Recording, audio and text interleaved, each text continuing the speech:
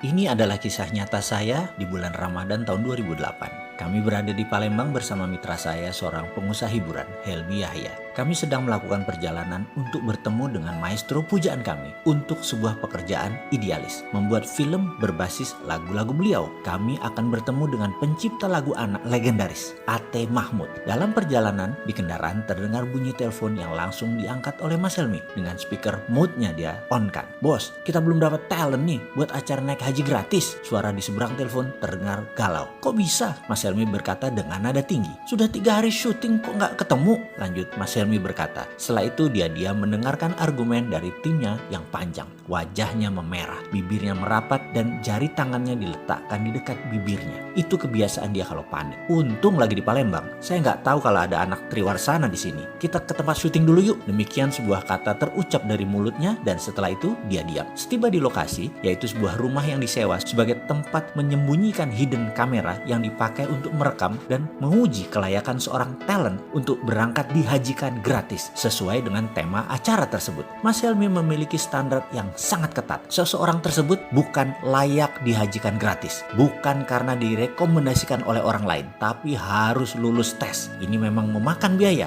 memang memakan waktu, tapi inilah kesempurnaan yang menjadi cirinya. "Mana data syuting talent hidden kamera yang kemarin-kemarin?" katanya lagi. Dalam sekejap dia menyaksikan video rekaman-rekaman para talent tersebut dites berbagai cara tesnya. Dengan hidden kamera kita memperhatikan Ustadz ini, Bapak Anu, ujung-ujungnya tidak ada yang layak. Lalu saya disuruh menilai. "Bosman, kamu lihat tuh yang dites pas sebelum Jumatan, 2 Ustadz." Mas Helmi keluar dengan muka merah. Saya turuti perintahnya dan menyaksikan. Biasa kami menggunakan penguji si Rini, spesialis pengujian. Cantik, dewasa, anggun, lengkap dengan jilbab dan aura kerendahan hatinya. Dia melakukan aksi ujiannya di depan Ustadz yang dimaksud. Dia datang jam 11.30 lalu berkata, "Saya ada masalah dengan perkawinan, saya ada masalah dengan suami saya." Dan seterusnya dia bercerita sangat meyakinkan. Sang Ustadz talent tadi yang sedang diuji mulai berdalih, mulai mewejang, dan menyaksikan adegan tersebut maka saya tahu sekali mimik wajah dan gerak mata seseorang yang dalam tanda petik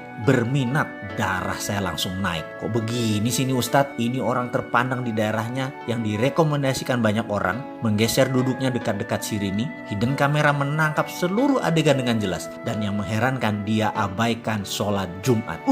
Hilang rasa hormat dalam hati ini. Dasar buaya, saya berkata dalam hati. Di video satunya setali 3 uang sama saja. Malah Rini pakai dipegang-pegang lagi pundaknya. Setiap beberapa kalimat dia menyentuh bagian tubuh Rini di tangan, seperti menepis kotoran dari jilbab Rini. Dan padahal nggak ada apa-apa. Darah emosi saya naik memuncak. Gile nih, sama aja, dasar bandot semuanya. Saya mendadak sangat marah. Sebagai pria tahu banget niat laki-laki macam itu. Emosi saya naik. Saya keluar ruangan. Mas Helmi nafasnya turun naik dengan cepat. "Gila nih, besok naik tayang jam 4 sore belum ada talent." "Di mana Rini?" "Lagi ada talent Pak, deket sini Pak." Demikian seorang staf Triwarsana menjawab. "Nih lagi kita tes, live tuh di ruang belakang." Bergegas kami melihat seluruh kru berharap-harap cemas. Mukanya semua tegang. "Jauh nggak dari sini?" saya bertanya. "Enggak Mas, paling 500 meter." Jawaban kameramen Triwarsana. "Siapa dia?" saya tanya. "Dia guru bahasa Indonesia, kalau sore ngajar ngaji." Demikian komentar staf Triwarsana. Dalam monitor terlihat seorang bapak sedang duduk kelelahan. Dia habis ngajar ngaji. Di masjid masuklah Rini. Dengan gayanya yang meyakinkan dia berkata, "Pak, saya ada anak usia 8 tahun, kelas 2 SD. Saya sudah tidak kuat merawatnya." Dipotongnya kalimat tadi ditambah dengan emosi. "Nakal banget Pak dia. Saya mau buang aja. Saya mau kasih bapak aja. Saya udah gak tahan ngurus anak itu." Si Rini menyelesaikan kalimat dengan muka memerah dan membetulkan jilbab sehingga lekuk tubuhnya sengaja yang berbentuk seksi tersebut terlihat. Sang bapak membuang muka. Kemudian dia menundukkan sambil menjawab, "Aku terima." "Maksud Bapak?" kata si Rini lagi. "Ya, sini anak itu, aku rawat dia. Ini pasti kehendak Allah. Aku ikhlas." Dia menjawab sambil menundukkan wajahnya. Muka Rini terlihat gugup. Boleh saya serahkan ke Bapak anak ini hari ini? Rumah kami jauh Pak, di 7 Ulu." Rini menambahkan bobot ceritanya. Sang bapak memiringkan pantatnya, dirogoh sakunya, ada uang ribuan berlembar-lembar, kira-kira 15 lembar. Dia berkata, "Uangku hanya segini, diberikan ke Rini semuanya. Kamu ambil angkot, bawa anak itu kemari," tuturnya dengan santun.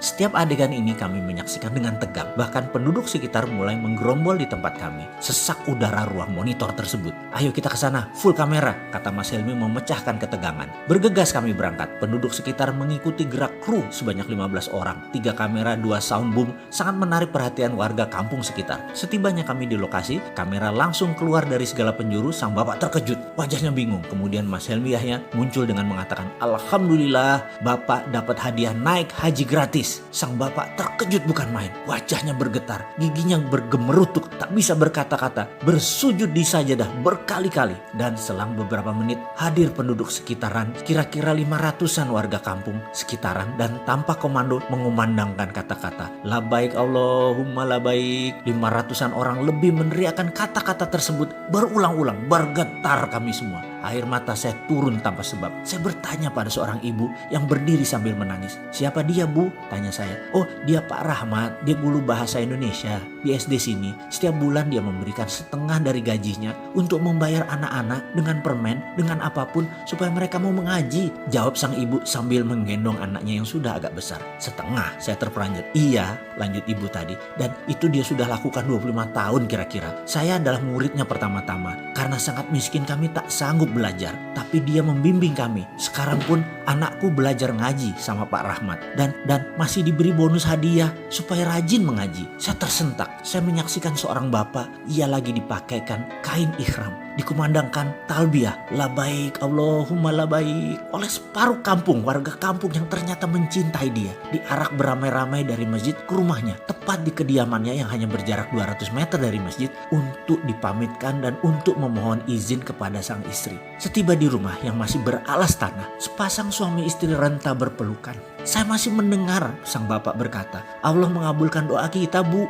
Aku berhaji. Aku yang miskin ini berhaji." Suaranya lirih. "Mohon izin ya, Bu." Tersungkur di tanah saya seketika mendengar kata-kata tersebut. "Terima kasih ya Allah, terima kasih. Masih ada orang seperti Pak Rahmat. Engkau sisakan untuk kami belajar." Tak henti-henti saya bersyukur. Berangkat berhaji ke Baitullah tidak lagi persoalan pekerjaan dan jabatan ataupun uang. Berangkat haji adalah tentang kejernihan hati. Siapa yang pantas, maka Allah Subhanahu wa Ta'ala akan mengundang orang itu lewat jalan yang tidak pernah kita bayangkan. Marhaban ya Ramadan.